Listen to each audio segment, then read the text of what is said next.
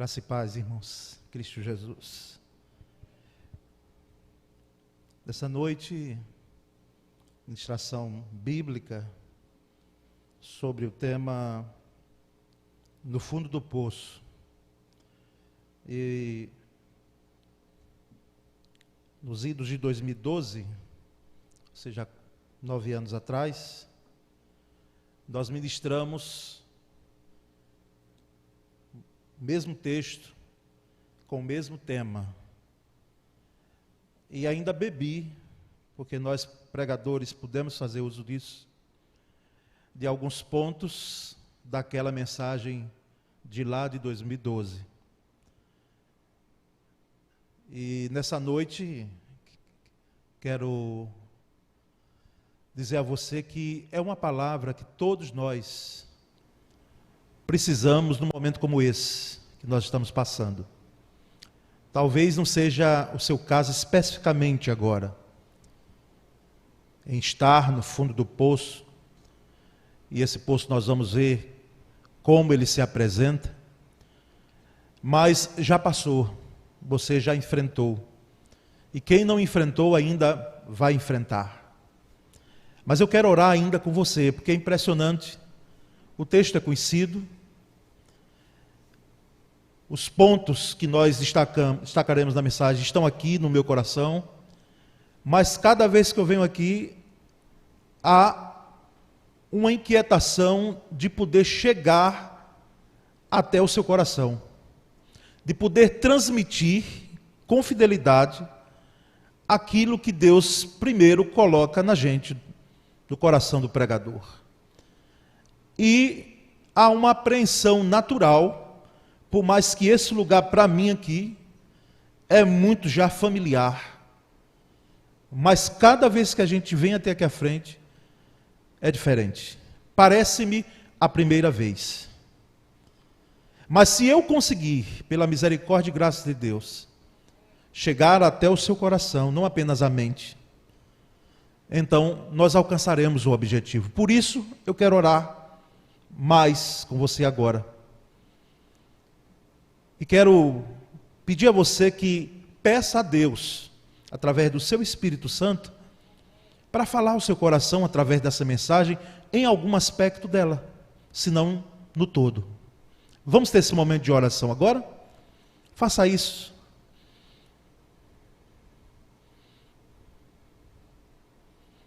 Enquanto eu oro, você pode ir orando comigo também. Senhor, nós te agradecemos pelo privilégio de nós estarmos aqui nessa noite. Nós te agradecemos, Senhor, porque a tua palavra é a verdade. Nós já louvamos, adoramos com música, ouvimos, oramos, contribuímos. Agora, quando temos, Senhor, não apenas a responsabilidade, mas o privilégio de ministrar a tua palavra, faz com que, Senhor, ela chegue ao seu alcance, por misericórdia. Se o Senhor não falar, Senhor, o que valerá a pena chegarmos aqui, mesmo sabendo que o Senhor fala de diversas formas ao nosso coração, mas a forma sui generis, especial, maravilhosa, reveladora, para nós é a tua palavra. Que eu não possa ir além da tua palavra. Ó Deus, essa é a minha oração. E nós a fazemos em nome de Jesus. Amém. Lamentações, livro de Lamentações, capítulo 3, versículos 53 a 58. Só que eu vou pedir que você me acompanhe na leitura que será projetada, porque essa versão, propositalmente, eu escolhi. Essa versão, para que nós possamos aqui fazer a leitura junto, sendo que eu lerei, e os irmãos acompanharão a leitura aí em sua Bíblia, tá certo? Então, Lamentações, capítulo 3, de 53 a 58. Me acompanhe a leitura aí na sua Bíblia. Por um costume mesmo e por entender que por mais que tenhamos recursos hoje, é a palavra que eu preciso tê-la na mão. Quero deixar aqui também aberta nesse texto. Diz assim: num poço me jogaram e atiraram pedras sobre mim. A água subiu acima de minha cabeça e clamei: é o fim. Mas lá do fundo do poço invoquei teu nome, Senhor. Tu me ouviste quando clamei. Ouve minha súplica, escuta meu clamor por socorro. Sim, tu vieste quando clamei e disseste: não tenha medo. Em outras versões, não temas. Senhor, defende minha causa, pois redimiste minha vida. Amém. Quem escreveu isso? Autoria atribuída ao profeta Jeremias, que falou. A oração é dele, a experiência é dele, nesse texto que nós lemos, e que faz uma ligação enorme com o texto mesmo de Jeremias, em um capítulo específico, lá por volta do capítulo 38, onde ele vive essa experiência. Eu não sei aqui quem já teve a experiência de se encontrar no fundo do poço, um poço literal, poço mesmo. Quem sabe, experiência, se foi o caso de uma habilidade, de um poço artesiano, algo parecido, mas não era o caso de Jeremias. Esse poço aqui, inclusive em outras versões, é uma cova, é um calabouço, era uma prisão, usado como prisão. Nós lembramos que José, pelos seus irmãos, também foi jogado num poço. Aquele lá de José é possivelmente seco, porque estava no deserto. Esse aqui não, esse tinha água. E Jeremias vive literalmente essa experiência porque ele foi tido como traidor de sua nação.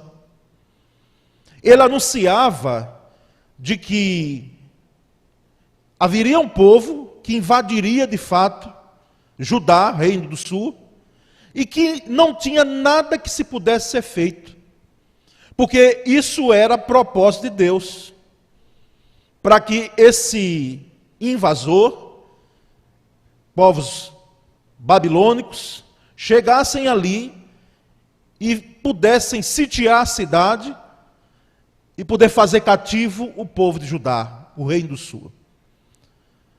E por causa dessa profecia, por causa dessa palavra, ele era tido como traidor. Inclusive, se esperava dele, já que falasse catástrofes. Alguém até, e o próprio rei, na época do seu ministério profético, já dizia: será que não sai da sua boca nada que preste? Nenhuma palavra de esperança, Jeremias? Porque era uma profecia que prenunciava mesmo o tratamento que Deus daria ao reino do sul. Por isso estava preso. Por isso estava a pão e água. Por isso estava nessa situação. Jeremias, o profeta. No versículo 53 que nós lemos, ele diz: num poço me jogaram e atiraram pedras sobre mim. Não bastasse estar no calabouço, no poço, na masmorra, ainda jogam pedras sobre ele. Exercer o ofício profético, irmãos, em tempos de escassez, é tarefa para poucos. Para poucos. Ainda mais quando se recebe a ordem, que foi o caso de Jeremias, de anunciar que o cenário não vai melhorar. Era a missão de Jeremias. Porque é natural, num momento como esse, que nós, pregadores, pastores, líderes eclesiásticos, possamos trazer palavras de ânimo, de conforto, de esperança. É o que se espera. De admoestação também, mas de esperança. E não é que Jeremias não trazia uma mensagem de esperança. Inclusive, o livro de Lamentações de Jeremias, quantos termos de esperança e de misericórdia de Deus. justamente também no capítulo 3. Mas o fato de o momento ser um momento de escassez, de dificuldade, não lhe dava o direito dele inventar uma profecia de esperança que não seria o caso específico de Judá para aquele momento. Por isso que ele dizia em alto e bom som. Ele disse: olha, se já está difícil agora, vai piorar. Vai piorar. É o caso muitas vezes, irmãos, de algumas nações. Brasil precisa ter muito cuidado, e a sua liderança, os seus governantes, líderes de um modo geral, a igreja evangélica brasileira, porque se não tiver cuidado, zelo com as coisas, com lidar cada um na sua área, pode piorar. Pode piorar. As pessoas, eu, você, as famílias representadas, se não tivermos cuidado em atentarmos, em ouvirmos aquilo que na realidade, diante de um cenário de escassez está sendo propagado, não as vãs ilusões, não as mensagens que acariciam muitas vezes aquilo que nós queremos ouvir, mas que nos alerta para um tempo de dificuldades, pode piorar para mim e para você. Então, irmãos, em outras versões da Bíblia, está escrito no lugar de poço a palavra masmorra, calabouço, e era onde o profeta Jeremias se encontrava, no fundo do poço. Desta terrível experiência do profeta Jeremias, de estar no fundo do poço, nascem algumas perguntas que apenas são entendidas por quem já passou ou ainda está no fundo do poço. E eu farei algumas perguntas e no próprio texto tentarei retirar as respostas para essas perguntas, nesse texto de Jeremias, capítulo 3, de 53 a 58. Por isso que eu digo a você, deixe a sua Bíblia aberta, porque já lemos o texto, mas agora nós vamos pontuando as respostas em cima de algumas perguntas práticas, objetivas, mas necessárias para nós refletirmos nesse fundo do poço. O que se pensa quando está no fundo do poço? O que se pensa quando está no fundo do poço? Irmãos, não adianta dissimular, disfarçar, fingir quando se chega ao fundo do poço. O sentimento é de que tudo está perdido. Tudo está perdido. Esse fundo do poço aqui, eu não quero aqui nominar, mas pode ser a experiência mais traumatizante de escassez, de luta, de embate na sua vida que você já teve. É fundo de poço. Experiências que vêm e que marcam a nossa vida para sempre. E é possível sim que nós pensemos que é o fim. Porque Jeremias no versículo 24, veja aí na sua Bíblia, ele diz: a água subiu acima de minha cabeça, no poço onde ele estava, e clamei, é o fim. É o fim. O que se pensa quando está no fundo do poço? Que é o fim, que está tudo terminado. Está tudo acabado, não há mais o que fazer. De fato é o fim. Quem enfrentou aqui, quem passou, ou está passando, tem essa nítida noção de que nós pensamos que é o fim, quando nós estamos numa situação de fundo de poço. Aquele que se encontra no fundo do poço, irmão, sente-se como Jeremias, com a vida cortada, destruída, acabada. E ainda por cima vai levar algumas pedradas sobre a cabeça, para que não se sustente em pé, mas beije o chão e cheire a lama fétida do fundo do poço. Essas pedradas aí podem ser jogadas até pelo seu próprio povo, como foi o caso de Jeremias. A mando do próprio rei de Judá, pelo seu próprio povo, as pedradas chegaram até a cabeça de Jeremias. Podemos aqui ilustrar, sim, e não é muitas vezes o caso, de nós nos encontrarmos no fundo do poço e ainda por cima temos algumas pedradas lançadas sobre nós de acusações, lançadas sobre a nossa cabeça, para que nós não fiquemos em pé, mas possamos cair. Possamos cair.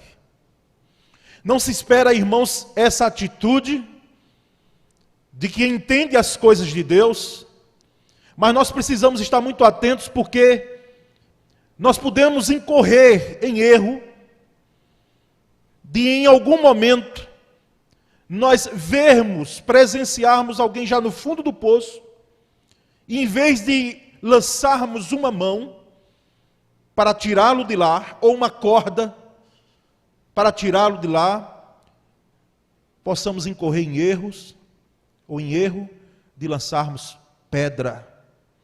lançarmos pedras de acusações, de palavras maldosas, como vimos hoje que Diótrefes fez com o apóstolo João na carta 3 João. Irmãos, era uma experiência, e foi uma experiência terrível para o profeta Jeremias. Então, o que é que se pensa quando está no fundo do poço? Que é o fim. Que é o fim. Levanta uma outra pergunta: o que fazer quando se está no fundo do poço? O que fazer? Já que se passa pela nossa mente de que é o fim, o que é que eu e você devemos fazer? Qual é a experiência, a proposta dentro da experiência de Jeremias que ele traz para nós nesse momento? Talvez alguém pense que existe uma forma de saída espetacular, fenomenal, porque às vezes nós somos dessa forma. Pensamos que as coisas na vida cristã ocorrem assim, sempre de forma espetacular. Parece que tem que existir algum milagre, e eu não estou dizendo que não exista milagre. Cremos em milagres, cremos no sobrenatural, cremos no Deus que age mesmo, quando estamos no fundo do poço. Mas, irmãos, não existiu outra saída. Para Jeremias, e para mim, para você, quando nós estamos no fundo do poço, porque só há uma saída. A saída não é para os lados, a saída é para cima. É para cima, é a única saída. Eu fico imaginando o profeta Jeremias dentro daquele fundo do poço, depois de levar aquelas pedradas, ele olhando para cima, porque era o único lugar que tinha luz, era o único lugar que tinha uma possível saída. E eu lembro do texto da palavra de Deus, as Escrituras, quando diz: olhai para o alto, para as coisas do alto. Porque muitas vezes em nossa vida, a única saída mesmo é olhar para o alto, é olhar para cima, é olhar para Deus. Não existe uma outra alternativa para o lado, porque nós estamos no fundo do poço. Então, o que fazer quando nós estamos no fundo do poço? Irmãos, clamar por Deus. Foi o que Jeremias fez. Verso 55, veja o que ele diz aí: mas lá do fundo do poço invoquei teu nome, Senhor. Do fundo do poço invoquei teu nome, Senhor. Se você está enfrentando um fundo do poço, passando o fundo do poço na sua vida, a primeira saída e alternativa para você, em vez de pensar que é o fim, é você clamar ao Senhor. Gritar por socorro. Que a sua voz seja levantada, a voz do seu coração. As orações sejam feitas em contrição diante de Deus no fundo do poço. Invoquei teu nome, Senhor, lá do fundo do poço. E o texto vai adiante, irmãos, e nós notamos que surge uma terceira pergunta. Aí não está em interrogação, mas coloque aí na sua mente agora, nesse terceiro aspecto: o que Deus faz quando alguém clama por Ele do fundo do poço. O que Deus faz quando alguém clama por Ele do fundo do poço, como Jeremias fez, como eu e você devemos fazer, como qualquer pessoa diante dessa situação deve fazer, em vez de clamar por qualquer outro. Invocar o nome do Senhor, clamar por Deus. O que é que nós devemos fazer? Já sabemos, mas o que é que Deus faz por quem clama a Ele? Eu quero lembrar você que hoje no mundo, a população mundial, inclusive me mandaram um site, e ele é interessante. Em tempo real, baseado certamente em estatísticas, ele vai trabalhando com números da população do mundo, e aí tem outros lá de outros tipos de morte, inclusive até por morte de Covid, como é que tem lá. Mas a população mundial. Hoje à tarde eu acessei e já tinha 7,8 bilhões de pessoas. Hoje no mundo, 7,8 bilhões de pessoas. Possivelmente, estudiosos dessa área, por estimativa, estão dizendo aí que 2060, será que a gente está vivo até lá? 2060, a população chegará a 10 bilhões de pessoas. Por que eu estou trazendo isso? Porque, irmãos, o grande desafio é crer que mesmo diante dessa quantidade de gente que nós temos no mundo, e China e Índia levam aí um bom pedaço desse mais de 7 bilhões de pessoas, quantidade de vozes, nós sabemos que Deus ouve a súplica, o pedido de socorro daquele que clama a Ele por socorro no fundo do poço. Quase 8 bilhões de vozes, quase 8 bilhões de pessoas no mundo, mas Ele ouve, nada o impede de ouvir o clamor de você que está aqui no menor estado da federação, numa capital que é tida ainda como um mar ainda colonial, tranquila cidade de Aracaju, mesmo sendo uma capital, com algumas mazelas, mas nós jamais imaginamos, com a periculosidade de outras capitais, que tem uma pujança no Evangelho, mas também, em contrapartida, tem também um índice de violência maior. Deus ouve o seu clamor aqui, agora, nesse momento. Ele contempla. Enquanto eu estou ministrando aí, e você vai pensando, porque o pensamento, o entendimento que a gente tem, é de que quando está ministrando aqui, se você está conectado aqui comigo, o Espírito Santo vai trabalhando na sua vida, e você vai dizendo, mas não é assim mesmo. Senhor, me ajuda. O seu clamor que Ele faz, Deus escuta. O que é que Ele faz por alguém que grita por socorro, clama por socorro? Escuta, ouve. Versículo 56, ele diz, tu me ouviste, quando clamei, ouve minha súplica, escuta meu clamor por socorro. Quando clamei, tu me ouviste. Escuta o meu clamor por socorro. Em outra versão, esse versículo 56 tem assim, ouviste a minha voz, não escondas o teu ouvido ao meu suspiro, ao meu clamor. Essa expressão é maravilhosa, suspiro. Porque voz,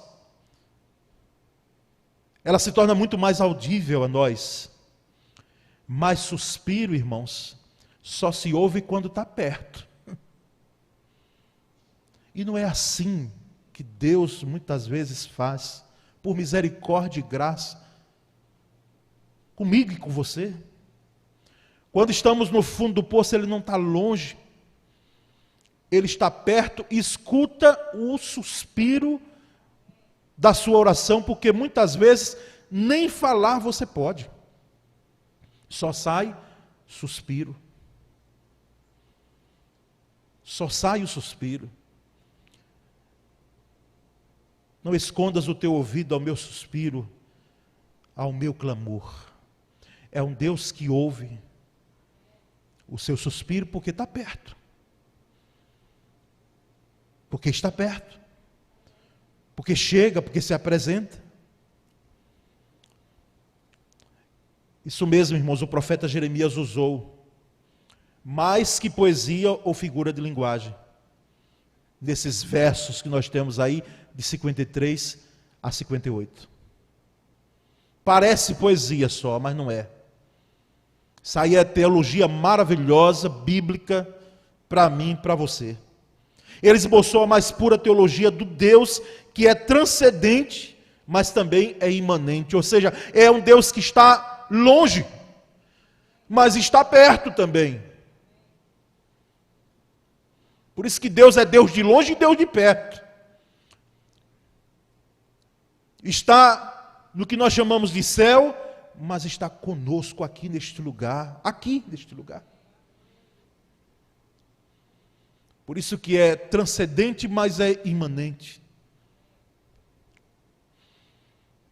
Ele ouve o suspiro porque está perto, mais perto do que você imagina. Pois não apenas ele ouve o clamor, mas de maneira sublime e maravilhosa. Ele escuta os suspiros ofegantes da sua alma. Já chegou cansado de algum lugar? Já subiu aquela escada que quando o elevador quebra do seu condomínio, para quem mora em condomínio? Só suspiro. A experiência de estar no fundo do poço é muito pior do que isso, porque essa é física, esse cansaço. Aquele teste ergométrico, que quando a médica olha assim, aumenta mais um pouquinho, vou aumentar um pouquinho, às vezes ela diz, não é? Outra hora ela nem fala, você já sente que tem que acelerar o passo. Físico. É suportável, ela vai vendo ali até onde você dá, aonde chega a exaustão, mas, irmãos, suspiros da alma, eles são feitos não por um cansaço físico, mas por causa das dores, das feridas, por causa das experiências, sim, terríveis e traumatizantes que alguém já passou. É impossível estarmos no ministério pastoral e lidando com a igreja, e não dizer à igreja que nós precisamos entender igreja como um grande hospital, como alguém já disse. Um grande hospital para tratar de gente ferida, de gente que precisa estar curada, restaurada, para que coloque em ação a sua missão, o seu ministério. Mas nós temos soldados feridos no nosso batalhão. Mas feridos por quê, pastor? Feridos pelas lutas, embates do dia a dia. Você mesmo que tem a família, você sabe que as coisas não estão fáceis hoje. Difíceis, irmãos. E muitas vezes sobrevêm à nossa vida algumas situações que nos provam. E às vezes esmaga. E se a gente não tiver essa atitude de clamor, de dependência, de grito por socorro, de suspirar por Deus, de clamar por Deus, de ver a Deus como única saída do fundo do poço, nós estaremos perdidos mesmo. Quando alguém clama por Deus do fundo do poço, irmãos, ele se aproxima e diz a mais breve, confortadora frase que saiu dos lábios do profeta Jeremias, em termos de esperança, mas também saiu do profeta Isaías ao povo de Israel. Não temas, porque eu estou contigo. Não te assombres, porque eu sou o teu Deus. Eu te sustento com a tua mão direita. Versículo 57, o profeta Jeremias diz: sim, tu vieste, quando clamei e disseste, não tenha medo. Quando eu clamei, tu vieste e disseste, não tenha medo. Irmãos, o medo, do ponto de vista psicológico, é uma experiência terrível e até difícil de explicar em algumas situações. Porque antes mesmo de acontecer a situação, aquele que está com o coração temeroso, já começa a padecer, já começa a sofrer. Parece que num momento, não sei se é o seu caso, já que está enfrentando aquela hora, não é tão apreensivo quanto antes. A situação antes parece que ser mais desesperadora. Quando alguém chega e diz para você, como seu médico, e diz, olha, vai ter que operar. Eu já vi irmãos, inclusive já fiquei assim, porque já passei por aí. Pastor Flávio, a gente não dorme direito, não. E a gente pede todo tipo de oração, todo grupo de oração, para a gente orar, e faz bem, é isso mesmo. E a gente fica pensando, meu Deus, como vai ser, como vai ser, como vai ser, como vai ser, como vai ser. Graças a Deus, Deus deu a sabedoria ao homem para inventar recursos que hoje nós apagamos, não é? E o nosso temor, quando a gente vê, já aconteceu. Experiência particular, sempre eu ouvi falar ruim daquele teste chamado teste da mangueira. Como é que o teste da mangueira? Para não chamar o teste da mangueira, como é? Endoscopia, né? Um tempo atrás eu fui fazer, Sônia falava em casa, disse, olha, é ruim, não sei o quê. Eu digo, pronto, já estou começando a sofrer da agora. Já estou começando a sofrer. Imagina. Cheguei, fui lá e não teve por onde correr, porque tinha que fazer o teste. Eu só lembro que chegou, eu não sabia que era anestesista, parece que não me avisaram. E a enfermeira dizendo, olha, o senhor pode levantar. Veio sozinho, não pode vir só, não tem alguém aí, tem, minha esposa está aí. Não, mas eu vou fazer ainda o exame. Ela disse, não, o senhor já fez. Ela disse, não, você não está entendendo, eu vou fazer o exame. Ela disse, não, o senhor já fez, já aconteceu. Nós tivemos que dar um tranquilizante aí, o senhor dormiu, apagou aí, foi difícil pegar. Eu, Senhor, louvado seja Deus, que eu estava sofrendo antes. Medo. Ocorre às vezes isso. Conversando com o juiz de direito, irmão nosso, aqui da igreja, não é? Juiz de direito. Vocês que militam nessa área do direito, o crime de ameaça deveria ser um crime que fosse tratado com rigor. Porque através de uma ameaça, não é aquela ameaça que quando éramos garotos, vocês, né, nós, meninos, um outro dizia, eu vou lhe pegar na hora da saída, aquelas ameaças de meninote, não. Nada disso. São as ameaças que muitas vezes uma mulher sofre de um sujeito que diz que ama, mas quer matá-la. Porque se não ficar com ele, não pode ficar com nenhum outro. Ele tem o controle dela. Ele quer ser dono dela. E muitas vezes tira a vida mesmo. É lamentável. Se você ligar a televisão amanhã tardinha, nós vamos ver isso. Todos os dias acontecendo. Mas sempre tem a ameaça. Eu vou lhe pegar. Se prepare. E quem é que não começa a temer? Estou trazendo essas ilustrações da vida real para dizer algo muito mais real que é a vida espiritual nossa, que não é irreal coisa nenhuma. Ele chega para nós quando estamos no fundo do poço e diz, não tenha medo, não tenha medo. O que é que Deus faz quando alguém está no fundo do poço? Quando clamamos por Ele, Ele vem e diz, não tenha medo. Meus irmãos, eu preciso finalizar dizendo que quando estamos no fundo do poço, Deus defende a nossa causa como Jeremias, no versículo 58, ele termina. Quais são as causas da alma de alguém que está no fundo do poço? Essas causas são pleiteadas por Deus, são defendidas pelo Senhor. Porque sabemos que no caso de Jeremias foi assim, e no caso de alguns dos nossos irmãos. Estão no fundo do poço não pela desobediência, até pode ser, mas não pela desobediência, não por um coração obstinado, duro, querendo viver distante de Deus. Não. Estamos por causa até do Evangelho.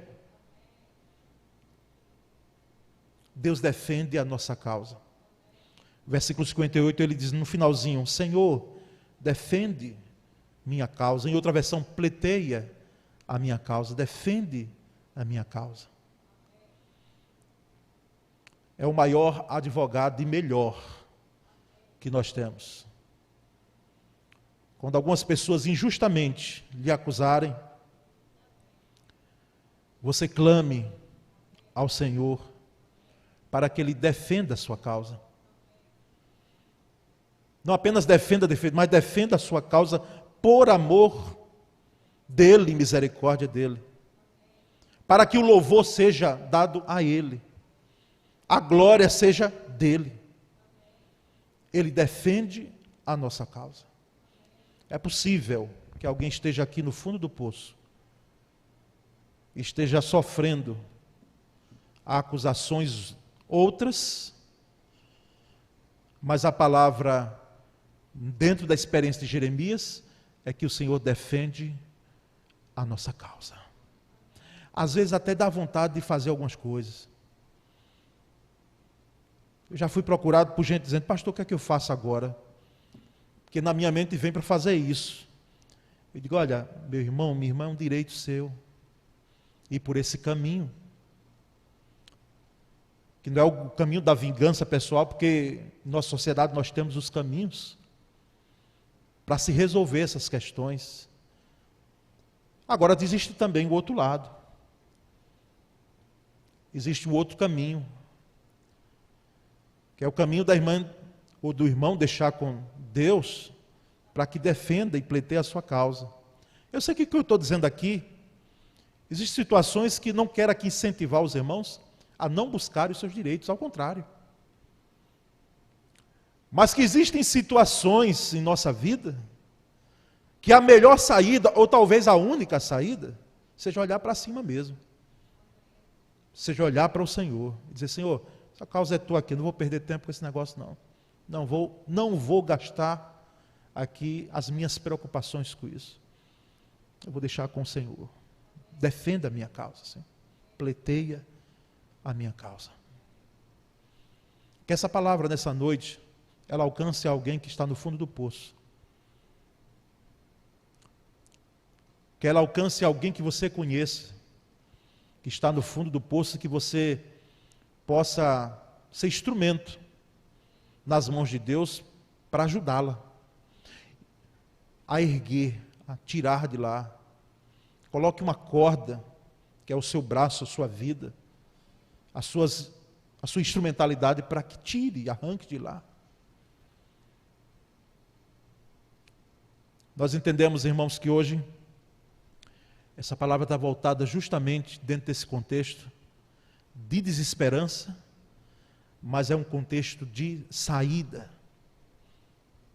através do clamor, através da ação única e exclusiva de Deus em nossa vida.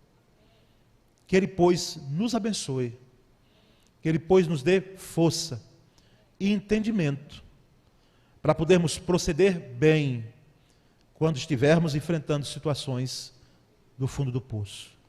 Quero orar com você agora. Senhor Deus bendito, bendito é o Teu nome, glorificado é o Teu nome. Obrigado, Senhor, porque em nossa vida nós enfrentamos situações que trabalham conosco para glorificar o Teu nome. Não apenas as dores e as lutas, que essas fazem naturalmente parte da vida, Mas nós te pedimos, ó Deus, que em nome de Jesus, nós possamos ter entendimento de que algumas situações na nossa vida não é o fim. Não é o fim. Que algumas pedradas elas vêm e nós precisamos fazer, como alguém já disse, pontes, uma construção em nossa vida para o bem, para a glorificação do Teu nome. Faça com que, Senhor, nós possamos buscar a saída correta diante de um fundo de poço, que é clamar a Ti. Porque como vimos aqui, o Senhor escuta o suspiro, o clamor, o grito de socorro. E vem com providência, com livramento, redimindo a nossa vida. Ó Deus, que essa palavra, ela chegue ao coração de gente aqui e de gente que nos acompanha agora pela internet. Trazendo renovo, trazendo esperança, retirando todo medo e trazendo paz, trazendo quietude ao coração. Essa é a nossa oração. Nós a fazemos em nome de Jesus. Amém.